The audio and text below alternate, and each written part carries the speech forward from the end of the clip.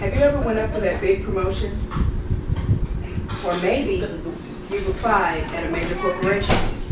Maybe you already work for this corporation and they have several positions that are open to which you've already applied. While you wait for your response to these applications, you begin to think, maybe I can just work my way up. Well, that's certainly one way of getting it done, but is it the right way? You finally get a response to these applications. It's not the response you were looking for.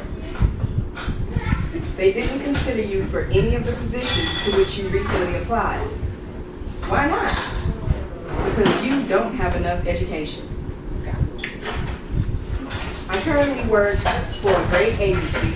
I have a wonderful home, and one day soon, I plan on driving a brand new car. It wasn't until I was working for this company for almost a year when I finally realized that the only way I can move up in this agency or to meet my financial goals would be to acquire more education. I want to talk to you today about the challenges that are faced when deciding to go back to school after you've already started a family. I'd like to begin by talking about fear.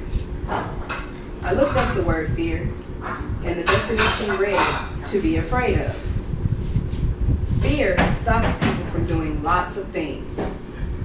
From time to time, we all encounter things that may cause us to fear, but don't let it stop you. After all, fear can be overcome. It can be overcome simply by facing it head on. Another challenge I like to talk about is intimidation. Intimidation usually comes from something or someone that we feel is bigger or better than we are. Now, of course, school is bigger than we are, but that doesn't mean that going back to school can't be accomplished. It simply means that someone may have to work harder to overcome this challenge. A lot of times in a class of older students and younger students, intimidation often occurs. But then the older students begin to realize that the younger students are there to help them and support them in their learning efforts. Another challenge I like to talk about is the challenge of commitment. To commit to something means to obligate. There are many reasons why someone may commit to going back to school after they've already started a family. One reason may be career-driven. If it is career-driven, then it should be something that that person enjoys doing and that they can see themselves doing for the rest of their working life. Another reason may be because of a hobby or another special interest. If it is because of a hobby or special interest, then there's not as much pressure. And if it's not as much pressure, then it's not as much of a challenge as it is for someone who's doing it for their career. One way to help ease the challenge of commitment is by choosing a school with flexibility. Now, when I say flexibility, I mean a school that offers evening classes, weekend classes, or maybe even online classes. The last challenge that I like to talk about today is the challenge of time management. When making a decision to go back to school after you've already started a family, time management is vitally important.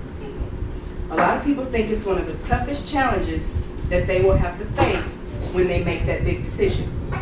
Their time has to be divided between a full-time job, their families, and their schooling. It's really tough on the immediate household because they don't have the time with that family member that they once had.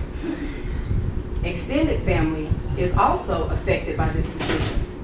A lot of times they may be asked to help out by babysitting, or maybe being interviewed for a particular assignment, or sitting in an audience to listen to a speech. So now we know that going back to school brings about lots of challenges. We now know what those challenges are as well. It's fear, intimidation, commitment, and time management.